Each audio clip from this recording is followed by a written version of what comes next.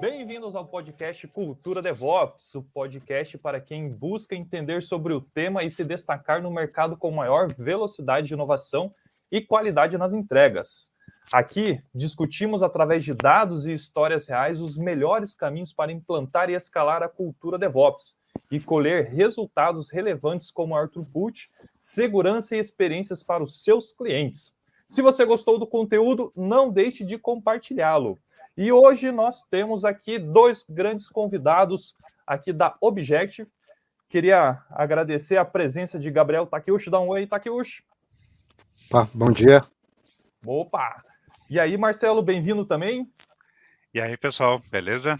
Beleza, eu vou pedir para cada um de vocês se apresentar para o pessoal que está escutando a gente ou assistindo poder conhecer um pouquinho mais. Gabriel, você pode começar a se apresentar brevemente quem é o Takeuchi, o que você faz, você trabalha aqui no Objective, onde, quanto tempo? Dê uma introdução de você mesmo para os nossos ouvintes ou telespectadores.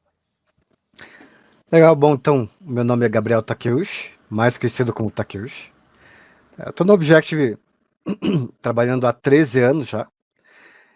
E eu passei por várias fases do desenvolvimento do Objective, desde a época em que o sistema ainda era Smalltalk, passando para Java, e depois a gente começou a ir para a nuvem, e durante toda essa jornada aí, a evolução do que hoje é chamado de DevOps, mas no começo era só fazer software e testar as coisas e garantir que estava funcionando. Boa, legal. E você, Marcelo? Conta um pouquinho da sua história aqui da Objective. Legal. E aí, pessoal, beleza? Então, Marcelo Walter, MW, sei lá. E aí, eu tô já há bastante tempo na Objective, o Takeuchi está há bastante tempo, mas eu estou mais que isso, né? Estou há 23, 24 anos aqui na Objective. Eu venho da área técnica, venho da área de desenvolvimento de sistemas, sou apaixonado por desenvolvimento de sistemas, mas eu acabei indo mais também para a área de agilidade, adoro DevOps, adoro automação, e hoje eu estou atuando como o líder do nosso time de consultoria ágil aqui na Objective.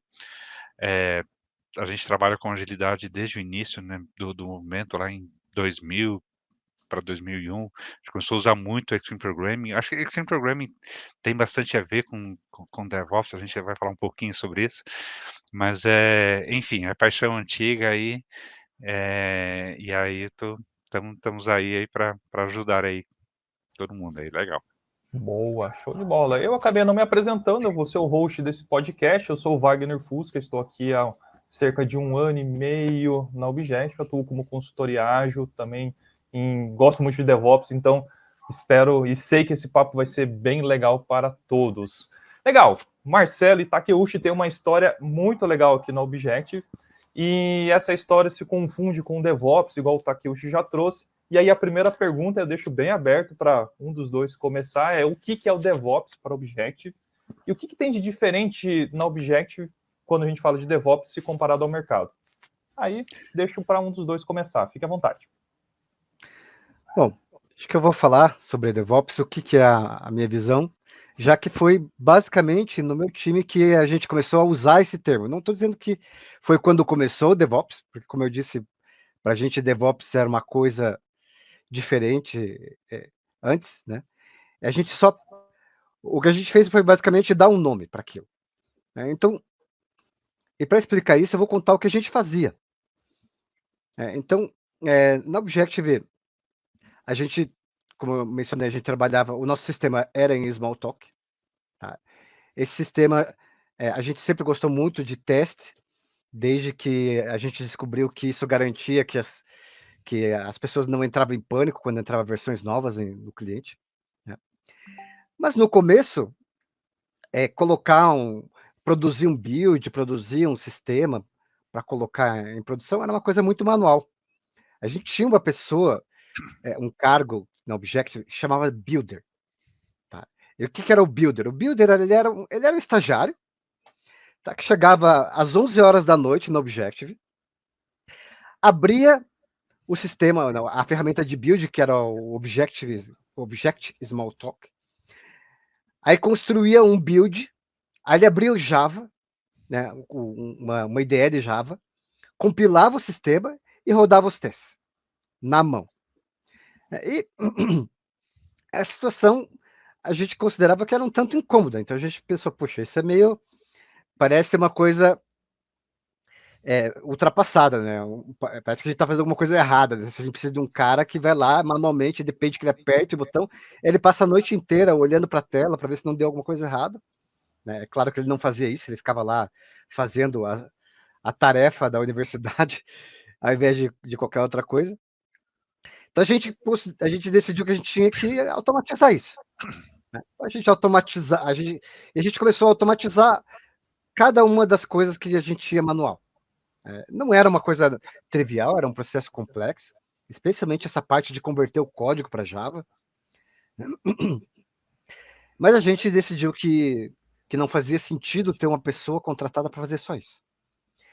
E a gente escreveu o software para fazer isso. Escrevemos automações, scripts, tá, em Shell Script, em Ent, em Maven, tá, em Java, e aí vai. Tá, e eventualmente a gente automatizou o papel do builder, o builder deixou de existir no Objective, né? A gente conseguiu liberar essa pessoa para fazer outros trabalhos aqui dentro, imagino, né? Exato, né? Algumas das pessoas estão eventualmente viraram desenvolvedores e assim por diante, né? E isso foi onde começou o que a gente chama de DevOps, tá? A gente já tinha implantado aí uma ferramenta de integração contínua, né? Que era o Hudson. A gente tinha o processo de build automatizado e eventualmente a gente começou a provisionar máquinas, tá? E para a gente, o que é o DevOps, né? O DevOps é a gente automatizar e começar a reduzir o tempo das coisas acontecerem, né? Porque tinha o processo manual, então a gente automatizou para que não houvesse uma pessoa que não houvesse a possibilidade de um erro humano, né? De uma pessoa esquecer de apertar o botão, esquecer de prestar atenção na tela e ver que deu errado. Né? Eventualmente a gente começou nessa automatização, ela demorava muito para rodar os testes, a gente automatizou, subiu o ambiente, automatizou, subir máquinas para rodar mais rápido. Certo? E o DevOps é isso para a gente. Né? É eliminar o trabalho manual, eliminar a possibilidade de erro humano, tá? E reduzir cada vez mais o tempo dessas coisas acontecerem, através de software e ferramentas. Né? Então, a gente não está limitado a fazer só uma coisa, que é a só trabalhar com a infra que roda os testes, ou só fazer os scripts e os pipelines. A gente enxerga que o DevOps está em tudo. Tá? E a gente começou a enxergar que reduzir esse tempo não era só software, inclusive. Com o tempo a gente foi percebendo que a gente precisava de colaboração das pessoas para que isso funcionasse, porque né, quando a gente ia lá e precisava subir o ambiente na Amazon para rodar os testes, a gente descobriu que a gente tinha que falar com o cara. Aí o cara levava um tempo para liberar um acesso, tá? Aí você tinha que... a gente precisava que alguém desse permissão para fazer alguma coisa, e isso levava tempo. Então a gente precisava que essa pessoa colaborasse, que essa pessoa nos desse acesso para as coisas que a gente precisava, né? Então aí você começa a perceber que reduzir o tempo não depende só de software, não depende só de ferramenta, depende das pessoas colaborarem. São interações, né, que você tem. Então, aos poucos, as pessoas que precisavam da gente, desse serviço que a gente estava fornecendo, vamos dizer assim, né? Elas começaram a precisar de autonomia para mexer nesse serviço, para fazer as coisas por conta própria, que, de novo, né? Elas precisavam pedir para a gente fazer as coisas, pedir para a gente apertar um botão. Então, beleza, a partir dali o botão era automático, mas alguém tinha que pedir para a gente. E a gente percebeu que não, a gente precisa resolver isso, precisamos dar acesso necessário para essas pessoas fazerem por conta própria. Né? A gente precisa colaborar com elas, dar espaço para elas pedirem ajuda para a gente de maneira ágil e eficaz. Né?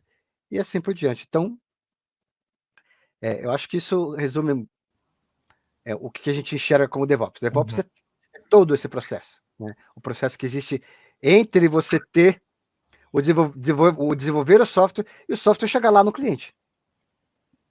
Boa, perfeito. E Marcelo, o que é o DevOps aí para o Object na tua visão? O que a gente tem de diferente aí comparado ao mercado? Eu gosto de falar que DevOps tem muito a ver com cultura mesmo, assim. DevOps não é um termo tão antigo assim. O que o Takeuchi comentou é muito realidade, assim. A gente já fazia muitas práticas que são consideradas DevOps, mas não existia esse nome de DevOps. Basicamente, eu acho que DevOps é a cultura de busca de qualidade. De busca de qualidade sem medo, sem receios de fazer as coisas, assim, é busca infinita, busca contínua de qualidade. Por que que eu falo isso?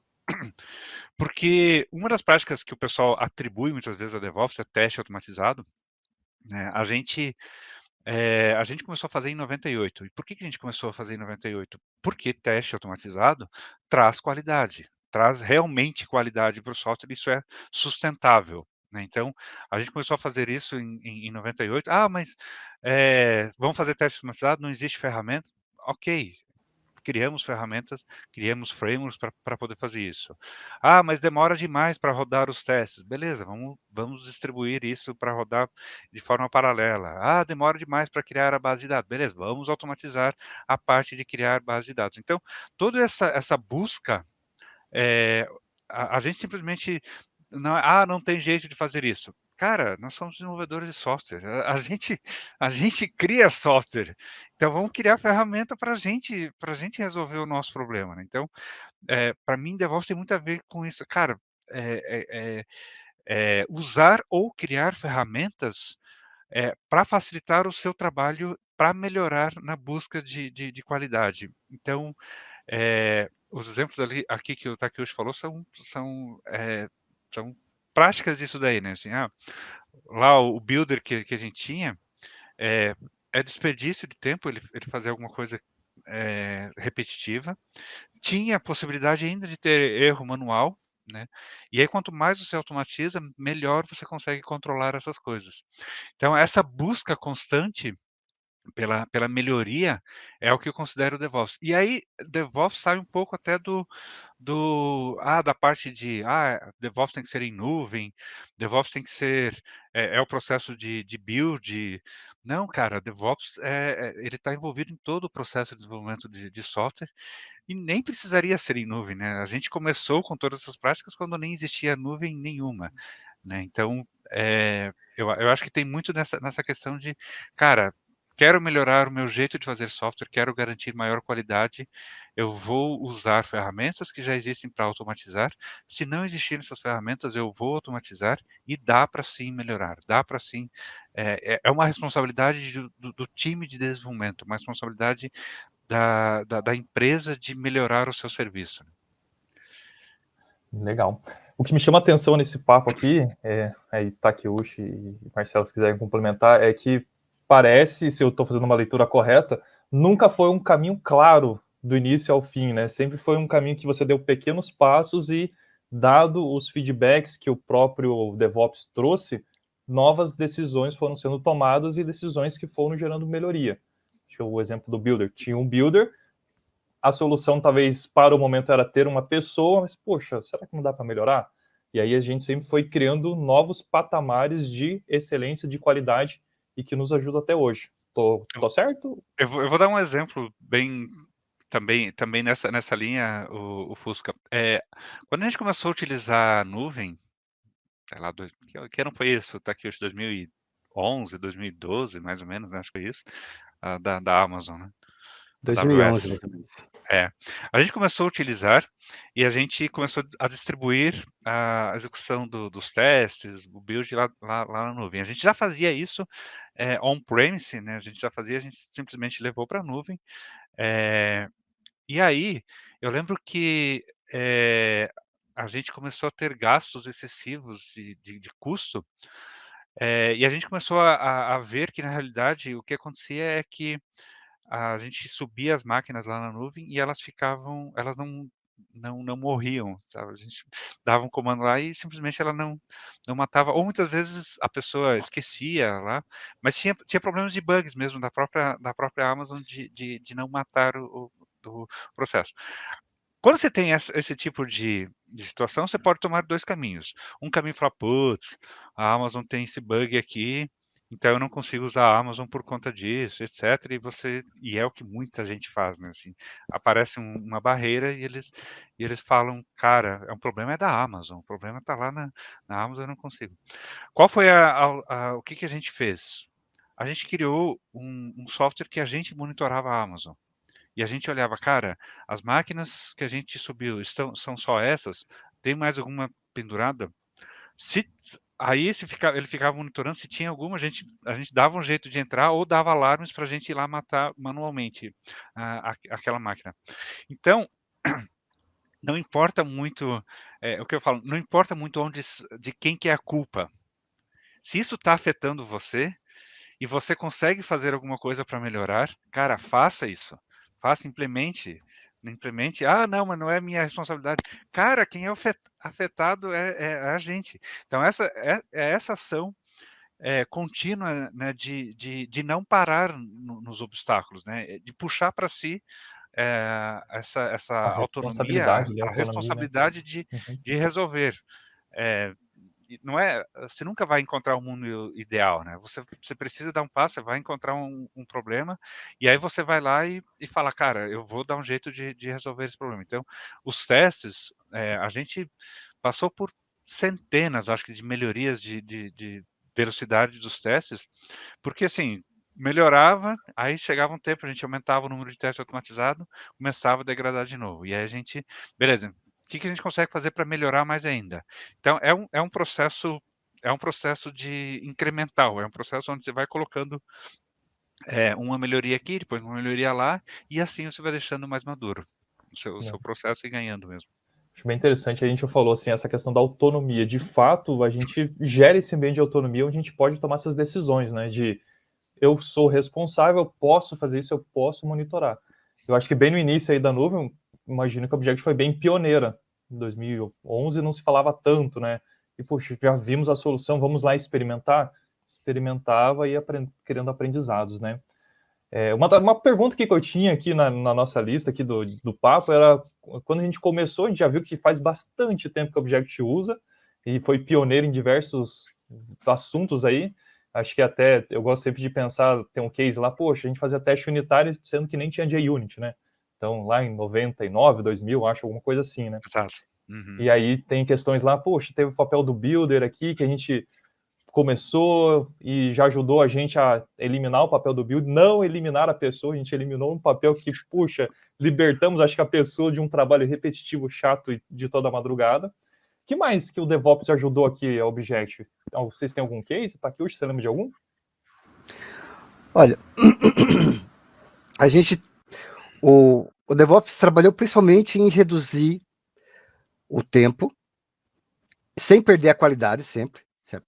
Então a gente sempre busca, como o Marcelo falou, a gente sempre busca ou reduzir o tempo da entrega ou aumentar a qualidade, né? Trazer mais garantias. Tá? O nosso principal case que a gente fala é o case da execução dos testes do nosso produto principal. Mas eu acho que um case que a gente acaba, muitas vezes as pessoas nem associam a DevOps, é a questão da comunicação. Então a gente fala que, como eu falei assim, uma das coisas mais importantes, o que o DevOps busca não é só uma questão técnica, né? É uma questão processual, é uma questão de reduzir o tempo e reduzir, independente de onde você vai atuar. Né? E para você reduzir esse tempo, você tem que melhorar a comunicação. Na verdade, sim, eu diria que é até mais importante do que a tecnologia, é as pessoas se comunicarem bem, porque se comunicando bem, você torna as coisas mais rápidas. Né? Imagine quantas vezes uma pessoa não passa por aquele problema, eu falei para fulano, e daí só no dia seguinte que eu fiquei que o fulano foi lá e leu minha mensagem, aí uma semana depois alguém falou, agora que você me fala isso, né? Então, toda essa questão, né, de comunicação, e essa comunicação às vezes não é só de falar, mas é de acompanhar, de você saber como as coisas estão funcionando, tá? Eu diria, e uma das atuações que eu acho que vale a pena mencionar do DevOps, tá? Que não é do time de DevOps apenas, mas da Objective na cultura e no espírito do DevOps, é o Sincera, né? Que é uma ferramenta que a Objective tem desenvolvido já há um bom tempo.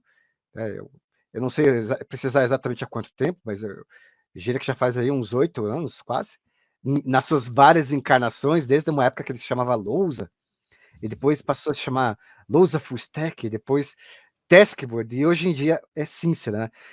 Que é o quê? É um quadro Kanban com várias, que envolve não só o quadro Kanban, mas envolve uma série de indicadores, uma série de ferramentas que permite o quê? Permite as pessoas se comunicarem. Mas como assim se comunicar? O quadro Kanban comunica? Mas é claro que comunica, né? Na verdade, as ferramentas, ele é uma ferramenta de comunicação, porque através do quadro Kanban, você olha para um quadro e vê. Então, quando o desenvolvedor vai lá, né, e termina o seu desenvolvimento e puxa uma ferramenta para review, desculpa, um card para review, né, e diz: ó, terminei meu desenvolvimento, está em review. Agora. Então, alguém vai lá e viu: ah, isso aqui está em review. Certo? E daí, na hora que esse alguém pode ser, por exemplo, um gestor, né, um gerente de projeto que se comunica com o cliente, e daí toda semana ele tem uma reunião com o cliente e ele apresenta lá, ó, como é que estão as coisas. Aí o cliente pergunta: ah, mas e aquela coisa lá que eu pedi? Aquele botão que eu pedi, né? Assim, aquela funcionalidade que eu pedi, como é que ela tá? Então o gestor vai lá, olha para o quadro e fala: ó, tá em review. Então a gente já passou da fase de desenvolvimento e estamos agora revisando. Certo? Então, isso faz com que o cliente saiba que a coisa está progredindo. Ah, na semana passada estava em desenvolvimento, agora está em review. Daqui a pouco você diz: ah, foi entregue. Agora está no ambiente de QA. Você já pode ir lá no ambiente de QA e acessar. Então, todo esse processo de comunicação faz parte do DevOps. Não do DevOps como uma ferramenta do ciclo de build, etc. Mas da cultura de DevOps, de comunicar as pessoas no ciclo, né? E à medida que as pessoas sabem que as coisas estão acontecendo, quanto mais rápido a gente consegue comunicar isso, mais rápido a entrega ocorre. Porque se eu disse que a tarefa está concluída e está pronta para ser testada, imediatamente o time de QA ele vai começar a testar. Ele não vai esperar, porque ele já sabe que está entregue. Ele já sabe que ele pode testar. Tá? E eu diria que esse acho que é um outro case que muitas vezes não está dentro do que as pessoas pensam como DevOps por aí. Porque, né, todo mundo pensa DevOps, pipeline, ou pensa a cloud, né? Mas é comunicação. E você fazer as pessoas saberem que a coisa aconteceu o mais rápido possível. Essa agilidade toda faz parte também. Tá? Eu acho que é um case que vale bastante a pena mencionar, né, e ressaltar aí como uma coisa que a Objective está trabalhando, ela tem trabalhado para melhorar e continua trabalhando. Eu vou complementar esse mesmo case que o Takeuchi está falando, só para algumas pessoas muitas vezes não têm noção do quanto a gente consegue automatizar e melhorar e facilitar as coisas. Às vezes, como a gente está atuando muitas vezes em consultoria ágil, a gente fala algumas coisas e o pessoal fala: não, não tem jeito de melhorar isso aqui, não tem jeito de facilitar. Esse exemplo que o Takeuchi comentou, eu consigo ver as tarefas andando ali no quadro, saber onde que elas estão, etc. Eu consigo, inclusive, o cara do QA, ou o PO, sei lá, na hora que a tarefa foi para done, ele usa o mesmo código lá da task, lá da issue do Gira lá, etc. E ele fala: cara, eu quero uma branch para eu testar em uma base de dados desse cara aqui. E aí, a ferramenta que a gente desenvolveu, ela já faz o down merge exatamente daquela branch, já cria uma base exatamente para aquilo lá, e já deixa o mesmo ambiente que o desenvolvedor entregou na hora de ele terminar. Então, não precisa ficar, mas onde que está como é que eu faço para subir, para eu testar isso aqui? Tem que subir tal servidor, não sei o quê. Já está tudo encapsulado, já está tudo automatizado, já está tudo feito, e isso melhora pra caramba essa comunicação. Não tem aquele esquema assim, não, aqui na minha máquina funcionou, né? Works on my machine, o pessoal fala. Não, cara, é o mesmo ambiente que você consegue reproduzir. Quanto mais você automatiza, melhora a comunicação, justamente porque você está falando sobre as mesmas coisas. Se deu um problema em um lugar, é fácil também o cara do QA, o PO, o cliente mesmo fala assim, cara, eu tive um problema aqui. Beleza, eu vou executar exatamente os mesmos passos, porque está tudo automatizado, então ele garante que faz isso, e aí eu consigo visualizar sem precisar ter que ficar repetindo, perda de informação ali no meio, mas é porque tem tal plugin instalado, não sei o que, cara, você elimina tudo isso aqui. Então, o DevOps, ele traduz, ele padroniza a comunicação e isso facilita muitíssimo o processo como um todo. Acho bem legal essa ideia da padronização. Quando às vezes eu estou dando alguma consultoria, eu falo que se a gente consegue falar um idioma português é porque houve um mínimo de padronização. E aí isso permite que personalizações aconteçam, mas o padrão se mantém, né? Por mais que, se eu estou no Rio Grande do Sul, tenha um sotaque, eu vou conseguir me comunicar com alguém de outra região que tem outro sotaque, né? Mas o padrão se mantém, né? De fato, aí eu lembro sempre que o padrão é uma das coisas que a gente pensa lá no XP, um dos itens que a gente pregava e tal. E é muito importante isso. Muito bom. Dando um pouco de uma contribuição, eu acompanhava uma série de coisas que o Object fazia externamente. Eu sempre escutava a migração do Smalltalk para o Java, né? E aí, conhecendo um pouco da história aqui dentro, acho que uma das grandes coisas que vale a pena ser mencionada também como um case aí, o que já ajudou, acho que foi essa migração de linguagem, né? Dado que tinha tantos testes unitários da ferramenta lá em Smalltalk, acho que o teletransporte do código foi possível, dada essa segurança do teste unitário e do ciclo de validações de builds, né? Tô certo? Tô errado? Falei besteira? Vocês que estavam nessa época aqui? Sim, bom, esse processo essa história da migração foi bem interessante, né? Porque ela surgiu, ela era uma ideia que surgiu de um colaborador da Objective, tá? E ela surgiu de uma maneira assim bem peculiar, tá? Porque o que acontecia é que esse colaborador, tá? Ele não gostava de Smalltalk. Como isso? Então, a motivação dele, tá? Era a seguinte. Então ele tinha começado a trabalhar no Objective e ele estava trabalhando com o Smalltalk e ele não gostava. Ele não gostava porque ele não se sentia produtivo, porque ele achava que a linguagem, o fato dela não ser tipada atrapalhava ele. Então, tudo isso motivou ele não, eu quero sair daqui. E ele surgiu assim, do nada, sem motivo nenhum, ele pegou, eu quero pensar numa forma de sair disso aqui e vou propor, eventualmente, para o Object. E aí ele criou uma coisa que ele chamou de teleportador. Hoje em dia, essa técnica, né, de converter de uma linguagem para outra tem nome, se chama transpilação. Mas naquela época não existia isso. Tá? Não se falava em transpilação. Tá? Então essa ideia era totalmente maluca. Tá? E ele trabalhou por meses nisso aí, sem nenhum ganho pessoal, nenhum ganho assim, que ele vislumbrava, isso vai dar um ganho. Ele só pensou, eu só quero me livrar do Smalltalk. Tá? Então ele trabalhou em casa, de madrugada, tá? De noite, e no final daquele ano teve um evento no Objective, que era o simpósio, né? Que era um evento técnico parecido com o simpósio que você ouve por aí, só que era só do Objective. E ele apresentou esse case para o pessoal do Objective, né? E o CEO, em paralelo, ele já estava pensando que um dia, se necessário, tá? Isso eram coisas independentes. Ele estava pensando que um dia seria necessário que o Objective saísse do Smalltalk. Mas por um motivo diferente. Não porque ele não gostava do Smalltalk, mas porque ele estava enxergando que o mercado estava se distanciando desse tipo de linguagem de programação.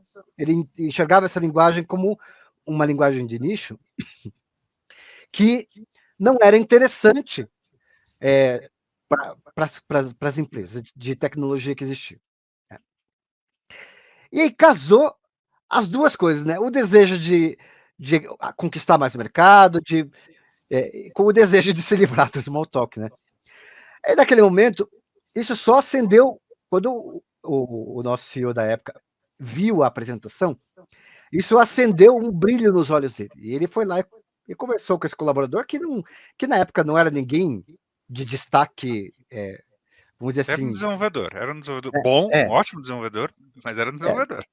Isso, ele era um desenvolvedor, não era assim um gestor ou um líder, não, ele era um desenvolvedor. Muito bom, mas era um desenvolvedor. Tá? Ele foi lá e conversou com esse cara e falou: ó, eu gostei muito do que você falou e a gente vai pensar nisso aí. Vamos. Tá, eu vou. Daqui a pouco, assim que possível, eu vou montar uma equipe para você e você vai trabalhar nisso. Só que isso não aconteceu imediatamente. Passou algum tempo, tá? Esse desenvolvedor ficou um tempo trabalhando no Objective, ele eventualmente ele continuou irritado com o Smalltalk, ele estava inicialmente muito animado com a ideia de que ele ia poder se livrar do Smalltalk, só que isso não aconteceu imediatamente. E aí chegou uma hora e ele falou: olha, obrigado, mas eu vou sair da Objective para ir trabalhar em outro lugar, porque eu não me sinto confortável trabalhando com Smalltalk. Né? E é isso aí. E aí o senhor falou: não, você não vai sair daqui. Tá? Agora, nós vamos construir uma equipe agora e você vai começar agora a trabalhar naquilo que você falou. E aí, ele começou. Isso foi mais ou menos 1 ano e meio, quase 1 ano e meio depois, tá, daquela palestra. Então, a motivação, ela tem a ver com a melhoria, né? Claro. Mas ninguém pensava assim, eu vou entregar mais rápido. Tinha uma motivação de produtividade na cabeça do desenvolvedor, que assim, o motivo dele não gostar do Smalltalk não era assim um preconceito. Tá? É porque ele não se sentia produtivo trabalhando naquela ferramenta. Ele sentia que as pessoas não eram produtivas trabalhando com aquele ferramental. Né? Produtivo porque ele não tinha tipagem, porque o build era lento, porque o ferramental que existia para Smalltalk era um ferramental de nicho, tinha uma comunidade muito pequena, então você acabava não podendo aproveitar o que havia de melhor no mercado. Né? Enquanto do outro lado havia uma motivação comercial de enxergar que o mercado não estava interessado naquilo. Né? Então, você pode dizer que assim, o ganho de produtividade tem a ver com o Smalltalk. Certo? Então, desculpe, com o Smalltalk não, perdão, com o DevOps, né? Que é o que eu estava falando, a gente quer produtividade, quer entregar mais rápido. Né? Então, a questão da qualidade, tá? Ela não estava necessariamente envolvida com esse processo de migração. Tá? A migração não foi motivada pela qualidade, pela melhoria de qualidade. Ela foi motivada pelo ganho de produtividade. Porque a questão da qualidade, ela já vinha antes. Tá? No Smalltalk, a questão dos testes, a Objective já fazia testes, já tinha mais de 14 mil testes de integração. Tá? Já era muito teste. Então, a Objective, desde dos ISOs lá de 98, já era preocupada com qualidade. Tá? Mas a migração tem a ver com a produtividade. As duas coisas têm a ver com DevOps. Tá? A qualidade e a produtividade. Certo? Porque a gente não quer só entregar com qualidade, a gente quer entregar rápido, mas a gente não quer só entregar rápido, a gente quer entregar com qualidade. Então, é um casamento. A gente entende que o DevOps é esse casamento também, né? Ele está envolvido. Não basta você entregar qualquer coisa para o cliente. Né? Mas também não adianta você demorar um tempo absurdo para entregar. Certo? Perfeito. Então, eu acho que uma frase que uma vez eu vi que se for para resumir uma frase de DevOps, não que resuma de maneira adequada, mas me diga uma frase que resume DevOps. Tá? Entregar valor para o cliente o mais rápido possível. Tá? Porque essa frase, ela incorpora tudo. Valor, ele exige qualidade. Certo? Então, se você entregou qualquer coisa, não entregou valor. Se você entregou o que o cliente não queria, não entregou valor. Tá? Então, essa frase eu acho que ela resume bem. Eu acho só para deixar bem claro para os ouvintes aí, telespectadores, esse time que trabalhou nesse processo aí de migração, o Takeuchi, ele participou depois desse time, né? Pessoal, eles desenvolveram uma ferramenta que lia um software, um código de um software inteiro gigante, tá? Eu estou falando, é gigante, é software de controle de billing de telecom, é software gigante. Ele lia o código em Smalltalk e ele convertia automaticamente para Java, e a mesma qualidade, as mesmas funcionalidades, exatamente o mesmo software que você tinha em Smalltalk, você tinha em Java. Isso foi tudo completamente automatizado, ou seja, não precisava fazer nada, nenhum ajuste depois aqui, ali, sei lá, ele carregava as linhas mesmo de código e gerava um código em Java compilado e rodando, né? Então, e isso para mim é o ápice de automação em DevOps, assim, né? É uma coisa que não é de uma hora para outra que você faz isso. Eu de verdade, eu ainda não vi nenhum outro case ainda no mundo que faça, que tenha feito isso de forma tão fácil, eu digo assim, tão automatizada, né, como aqui.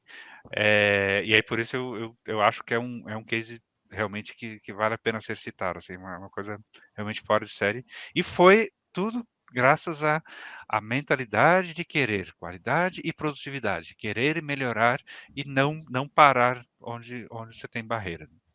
E eu acho que também vale a pena acrescentar, eu não conhecia todo esse outro lado da história, de como começou, estou aprendendo aqui nesse podcast. É legal perceber que, de fato, alguém teve esse desejo, teve autonomia de, puxa, eu posso melhorar o meu trabalho. Então, a gente retorna novamente à autonomia, a gente vai aprendendo que o DevOps, de fato, igual o Takeuchi falou, não é só um pipeline, não é a ferramenta A, B e C. Ela é muito além do que, muitas vezes, a gente coloca, às vezes, o DevOps numa caixinha de, não, coloca o pipeline, é na nuvem, liga com ferramenta A, B e C. Puxa, olha o quanto mudou aqui na empresa, dado esses direcionamentos, né? Muito bom. Agora, chaveando um pouquinho, vamos pensar o seguinte. DevOps, hoje começou a se falar de um tal de DevSecOps. E aí, como é que entrou segurança nessa história? A gente também está antenado com isso ou nem estamos olhando a parte de Sec? Vou começar perguntando, eu vou começar respondendo, desculpa, mas eu vou deixar depois pro Takeuchi. Cara, para mim foi só, o pessoal só quis deixar o nome mais comprido, mais bonito. Para mim, segurança sempre fez parte de DevOps, sempre, assim, segurança é uma questão de qualidade, de robustez, de valor, assim, entregar um software com riscos, com vulnerabilidades, você tá lesando o cliente. E pela definição, né, que o Takeuchi colocou, assim, de entregar valor, DevOps é para isso, e para mim sempre a preocupação com segurança sempre foi algo já inerente no DevOps. Então, eu costumo nem usar DevSecOps, para mim eu uso sempre o termo DevOps e para mim tá junto, a segurança faz parte. Takeuchi, o que você que você fala disso? Então, eu acho que isso vem muito por conta de que não existe uma definição formal de DevOps no mercado, né? Então, as pessoas entendem de maneiras diferentes, é heterogêneo. Tá? Como o Marcelo disse, tá? A gente não enxergava segurança como se fosse uma coisa diferente de qualidade, né? Então, a segurança é um aspecto da qualidade, certo? Então, a qualidade é o quê? Ela envolve tudo, ela envolve a usabilidade do sistema, a qualidade visual, a robustez, a segurança, né? Tudo isso são aspectos da qualidade. Então, legal, se ela envolve a usabilidade, então vamos ter o DevUXSecOps. Existe esse termo no mercado? Espero que não, mas não sei. Tomara que não, é bem isso. Existe um DevUXSecDesignOps? Né? Não existe, certo? Mas é qualidade. Tá? E ninguém cunhou um termo para falar isso, né? A DevUXOps, DevUXSecOps. Então, para mim, eu acho que o que representou o SEC, agora assim, para não desqualificar completamente a noção do SEC, o que representou as pessoas começarem a colocar o SEC é porque, como o entendimento do termo DevOps era muito abrangente, tá? E o que acontecia é que acabava sendo muito limitado, e as pessoas quando muitas pessoas falavam em DevOps e não lembravam de segurança. Então, resolveu-se colocar a palavra SEC para que ficasse claro, olha, nós também nos preocupamos com segurança. Tá? Então, eu não acho errado as pessoas usarem esse termo, eu só acho que não usar não é errado também. Né? Mas no final das contas, eu vi mais assim como uma questão de awareness. Nós agora estamos querendo deixar claro que nós também nos preocupamos com segurança. Tá? Daqui a pouco vai aparecer o Dev UX SecOps, porque eles querem deixar claro que a gente se preocupa com o UX também. Não sei, pode acontecer, pode ser que não. Mas como o DevOps, no geral, ficou muito mais nas mãos de pessoas que não faziam UX, né? Então, o pessoal de segurança se sentiu meio de fora, eles resolveram, não, poxa, vocês não estão lembrando da gente aqui? A gente também faz parte da qualidade. Eu quero que fique claro para as pessoas que a gente está aqui. Tá? Então, é isso que eu vejo, tá? Não acho errado. Tá? A gente... eu uso de forma intercambiável, se eu quiser, como alguns clientes acabam perguntando, tá? Então às vezes eu acabo e falo, deve ser SecOps, só para ficar claro que a gente também está se preocupando com isso, a gente não esqueceu, tá? Mas assim, internamente a gente fala DevOps e acabou, porque é mais simples e a gente sabe o que significa. Tá? Você falou eu ia só fazer eu lembrei agora assim, uma coisa que assim há que ressaltar a preocupação com segurança, ela realmente está hoje mais evidente, né? Não só porque a gente está tendo mais problemas, mas realmente com a conectividade das coisas, ela tem se tornado sim mais crítica, né? Então, então assim, o que o Takeuchi falou assim, não vamos descaracterizar. Não, assim, quem usa o termo DevSecOps está errado, etc. Não, se isso ajudar a ter realmente a preocupação com segurança, é válido, tá? Porque com o que a gente tem hoje, conectividade, algoritmos, né, que buscam vulnerabilidades, etc., não dá para não pensar nisso. Isso, o que você puder fazer para melhorar essa qualidade de segurança, vale a pena fazer. E se for necessário usar o termo DevSecOps para você convencer lá os seus gestores, cara, a gente precisa, tem SEC aqui, a gente precisa cuidar da segurança, vale, tá? É muito, muito importante mesmo. Nessa história toda de nomenclaturas, eu lembrei de alguns lugares que eu já vi, ou palestras que eu já vi o pessoal usando PeopleOps. Eu falei, gente, peraí, é PeopleOps, é DevOps, o que é? Tô confuso aqui. Eu falei, tá complicando, gente. Volta para a essência, o que vocês querem? Acho que só um cuidado, mas se de repente alguém já ouviu PeopleOps, comenta aí, fala, a gente usa isso por causa disso, então fica um nome aí, mais um nome dentre tantos, né? E aí, a gente está caminhando aqui para o final, e aí, pensando assim, aqui no Object a gente ainda tem desafios com DevOps? Ou a gente já chegou num patamar que, nossa, agora acabou? Ou ainda a gente tem desafios? E como temos, né, Takeuchi? Como temos. Eu diria assim, você dizer que não existe desafio a mesma coisa que você dizer que não tem como melhorar, né? Isso nunca é verdade, porque sempre dá para ficar melhor. Tá? Então, claro que nós temos, a gente fala muito sobre as coisas que a gente conquistou, as coisas boas, a gente melhorou muito esse processo de rodar teste, de provisionar, reduzimos custos. Mas como o Marcelo falou, né? Então, cada vez que chega a gente está sempre desenvolvendo teste, que está cada vez mais teste, eventualmente fica lento. A gente vê, puxa, está ficando caro de novo, está ficando lento. A gente precisa pensar em como melhorar. Mas mesmo assim, tá. Eu não vou aqui dizer para vocês que a gente é o exemplo perfeito de DevOps. Tá? Tem uma série de coisas que a gente não fez ainda, e que a gente considera importante. Tá? Porque a gente vai fazendo de maneira incremental, né, conquistando um terreno a cada passo, né, e melhorando. Tá? Então, tem muita coisa para melhorar dentro da própria Objective. Tá? E a gente começou a perceber que as pessoas, os nossos clientes, tá, eles têm essa necessidade também. Então, a gente encontra pessoas em estágios que a gente estava lá em 1998.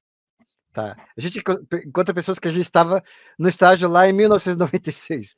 Pessoas que não têm teste nenhum, que não têm nenhum tipo de automatização. Pessoas, companhias, empresas. Né?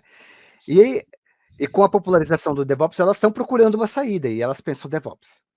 Né? Então, a gente percebe que a gente começou a pensar em ajudar também os nossos clientes com isso, ajudar outras pessoas. Tá? E a gente começa a atuar com essa nossa visão, que é uma visão um pouco diferente do DevOps que existe no mercado. Né? Eu digo diferente porque, assim, o típico, não vou dizer que todo mundo pensa assim, mas o típico que eu vejo assim, a pessoa pensa em DevOps, o pessoal compara muito DevOps e fala cloud. Ah, AWS. Ah, vamos pegar um tipo de DevOps, e é o time que, na verdade, vai lá e configura coisas na AWS. Tá? E outras pessoas pensam pipeline. Ah, o DevOps é o pessoal que faz pipeline no Jenkins, pipeline no Azure DevOps, no GitLab. Né? A gente tem uma visão diferente, que isso é só uma parte. Tá? E a gente chega com essa proposta. De que se vocês estão querendo ajuda, a gente vai ajudar. A gente vai ajudar entendendo o seu problema e seguindo um processo que a gente seguiu no Objective. E assim, que a gente vai chegar sem saber o que fazer e vai, junto com você, e vai usar a nossa mentalidade. O que a gente sabe? A gente sabe essa mentalidade, a gente tem essa cultura. E é isso que a gente traz para os clientes, essa cultura, essa mentalidade, essa visão de automatizar, de não esbarrar nos problemas que existem por aí, né? Não pegar e desistir só porque não dá para fazer. A gente não consegue fazer teste porque o framework XYB não funciona para isso. A gente fala, não, calma aí, vamos lá.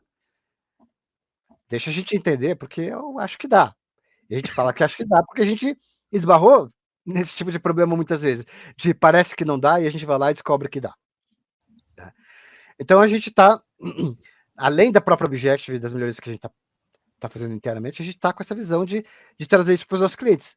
Às vezes quando eles pedem e às vezes quando eles não pedem também, tá? Uhum. Quando eles não pedem, a gente vai fazendo isso junto com o nosso processo normal de desenvolvimento. A gente vai incorporando. Né? A gente tenta convencer eles de seguir de uma maneira mais sutil, sem falar que estamos fazendo DevOps. Né? A gente está fazendo, mas sem falar, sem usar a palavra. Tá? E quando eles pedem de maneira explícita, claro, aí a gente vai para essa visão. Às vezes, tem pessoas que não entendem essa visão e querem uma coisa, não, mas eu quero uma consultoria, eu só quero que vocês digam o caminho. E a gente, gentilmente, cordialmente, dizemos que, olha, infelizmente a gente não vai conseguir ajudar vocês dessa maneira, tá? Porque a gente não sabe fazer DevOps só falando para vocês. Tá? A gente só consegue fazer botando a mão na massa, porque foi a forma como a gente fez desde o começo. Tá? Eu vou só colocar mais um desafio, né, pensando assim, no que a gente falou até agora. Um desafio, é meio que um desafio de mercado. Hoje, com o déficit de mão de obra que a gente tem, né, na área de TI, a gente tem, né, uma demanda muito maior do que a capacidade do mercado em atender. Muita gente está indo para especializações, né. Eh, ah, especializações e muito especializado mesmo, né, assim, né, não é mais só a linguagem, é um framework da linguagem, não é mais só o framework da linguagem, é só um pedaço, é só o front-end daquele framework, etc. Então, assim, muita gente está se especializando muito nisso. Isso é ruim, a gente acha, né, porque, eh, muda-se tudo, muda-se frameworks, muda-se linguagens, muda-se tudo, e você ter muito especializado não agrega. Não significa que você não tem que estudar sobre aquilo, sim, mas assim, o que a gente tem tido um pouco mais de dificuldade de encontrar são pessoas que sejam mais compromissadas com a cultura de melhoria, de evoluir, né. Então é é é uma necessidade que a gente tem. A gente entra para ajudar clientes em tecnologias que a gente nunca trabalhou. E a gente consegue ajudar pra caramba esses clientes, porque a gente vai com a cultura de melhoria. A gente não para nos primeiros obstáculos. Então, o que a gente também busca, e essa é um pouco de dificuldade, são pessoas que tenham essa mentalidade, né, de que querem aprender, de que querem conhecer novas coisas, independente da tecnologia, independente das coisas. E, só pegando um gancho, assim, é uma responsabilidade eu falo de qualquer desenvolvedor ter essa cultura de DevOps, né, não é um time, não é uma pessoa que faz o trabalho de DevOps, deveria ser uma responsabilidade de qualquer desenvolvedor atuar nisso. Você pode ter times, dando suporte em ferramentas, melhorando isso, potencializando, influenciando, mas a responsabilidade de aplicar DevOps naquele produto, naquele software, é dos desenvolvedores daquele produto e software. E aí, para isso, o gancho que o Takeuchi fez da comunicação, né, é esse o objetivo final, melhorar a comunicação entre as pessoas, entre o processo, facilitar para a gente entregar mais rápido software de valor. Então, os desenvolvedores também precisam se comunicar, precisam entender que o que eles estão fazendo ali é melhorar a comunicação entre as partes. Então, é bem importante ter isso em mente, né, na hora de você desenvolver um software, e você procurar empresas que levem isso em consideração aí na para o seu time de desenvolvimento, né. Muito bom, muito legal esse papo, mas tá chegando ao fim. E para a galera que gostou aqui, poxa, como que é o próximo passo? E aí a gente tem esses dois especialistas incríveis aqui que podem trazer ideias. E aí eu pergunto para Marcelo e para Takeuchi, qual que é o próximo passo? Assim, o que você pode sugerir? O que vocês podem sugerir para a continuidade dos estudos aí? Poxa, um livro legal que me ajudou, um site que eu vejo com frequência, uma playlist, de repente, no YouTube, ou alguma coisa que o pessoal pode pesquisar. E aí, Marcelo, o que você Tá, pode vamos lá, trazer para a galera? vou falar aqui primeiro vou dar algumas dicas, assim. Primeiro estudem, né, assim, tem muita coisa surgindo, eh, a gente quando começou o DevOps, a gente teve que criar muitas coisas. Essas coisas hoje já existem, eh, a rolê aí no mercado. Então, assim, tem muita coisa pronta, muita coisa muito legal que já foi feito, então procurem e estudem. Eu tenho uma sugestão de livro, tá? A gente pode depois colocar aqui na descrição aqui do texto o link, mas o livro ele se chama, é um nome bem extenso, é Continuous Delivery, Reliable Software Releases through Build, Test and Development Automation. É um livro que fala basicamente sobre mentalidade de DevOps, né? Cuidando toda a parte de automação, build, teste. Aí ele olha sobre os vários aspectos, tem um modelo tipo de níveis de maturidade que é bem interessante que ele propõe ali, a gente costuma usar isso e é bem legal. Tem indicação do Martin Fowler, do Kent Beck, tem, assim, a galera os gurus aí recomendam bastante esse livro, então é um que eu também, recomendo, acho muito bom.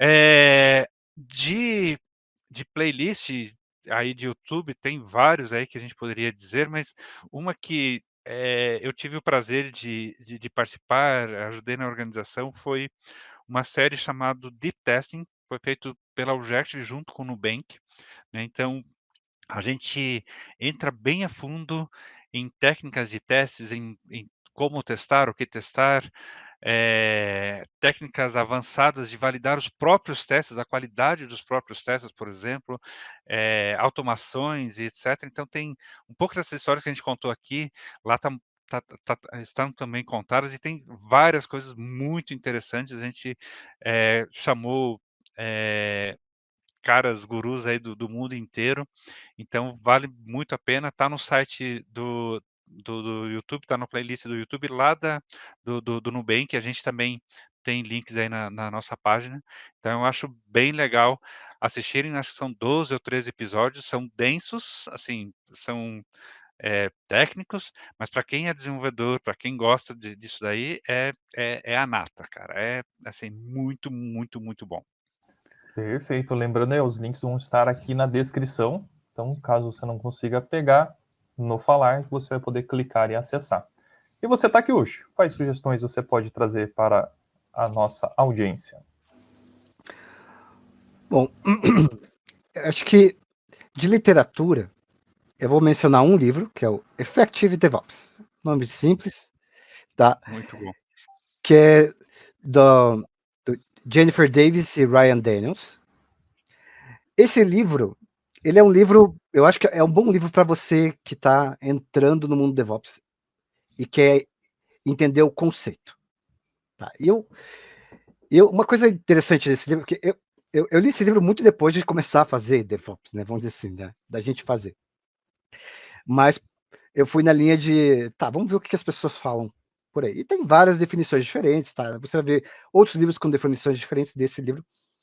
Mas o que eu acho interessante nesse livro é que ele vem com o objetivo de abrir a sua cabeça, tá? E fazer você enxergar the big picture, tá? Enxergar o que é o DevOps sem ficar com aqueles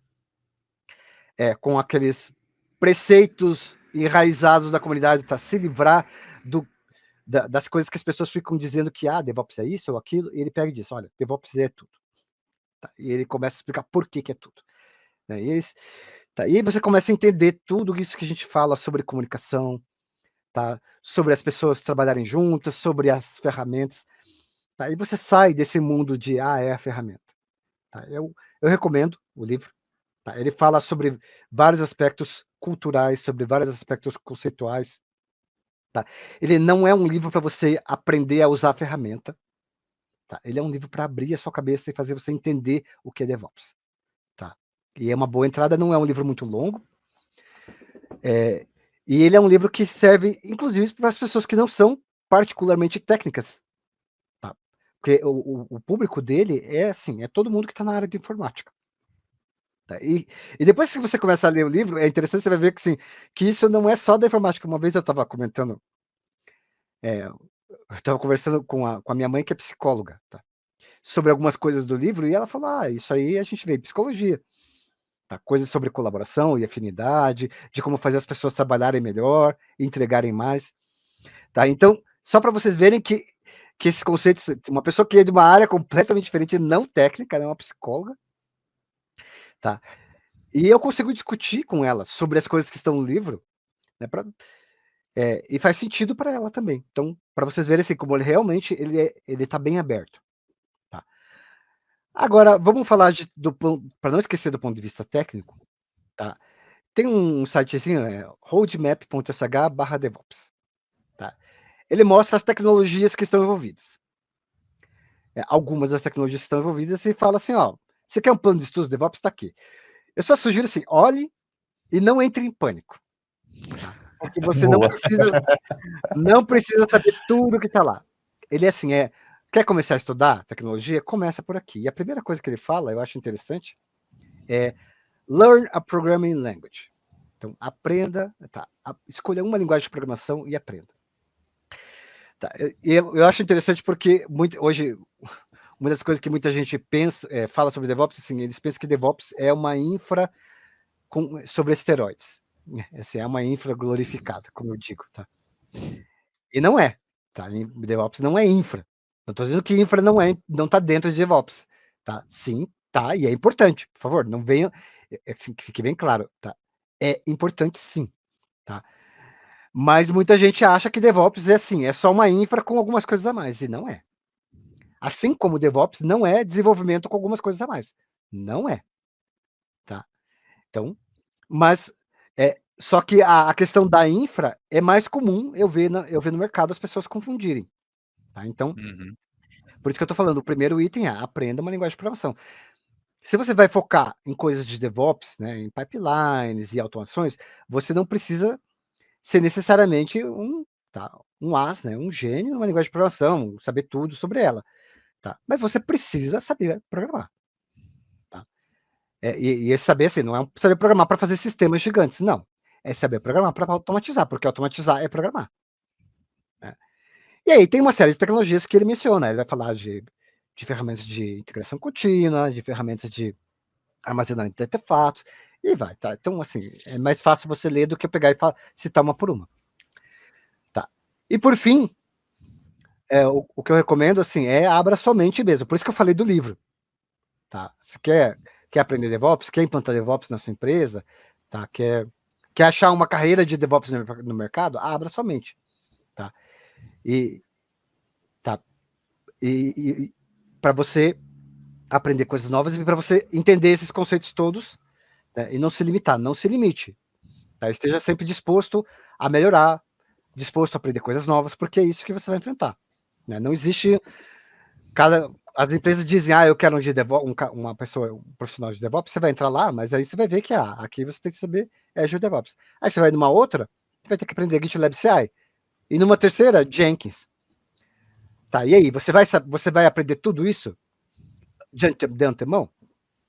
Se você quiser, você pode tentar, só que vai dar um tilt na tua cabeça, tá? Então, assim, é melhor você aprender o conceito e escolher uma ferramenta, tá? Se aprofundar um pouco mais nelas e entender o conceito e daí ficar preparado para aprender outras se for necessário. Tá? Então, essa abertura eu acho bem importante. Tá? Boa! Show de bola! Chegamos ao fim desse primeiro episódio aqui do Cultura DevOps. Queria agradecer muito o Marcelo, agradecer Takeuchi aqui pela presença, pelas contribuições. Você pode encontrá-los nas redes sociais que vão estar aqui na descrição. Encontre eles no LinkedIn, Marcelo Walter e Gabriel Takeuchi. E pelas redes sociais você vai poder continuar o papo. E é isso aí. Em breve, novos episódios. Não deixe, se você gostou, compartilhe com os amigos, publique aí onde você trabalha, nos seus grupos. E em breve, novidades aqui no Cultura DevOps. Até mais, pessoal! Muito bom, valeu!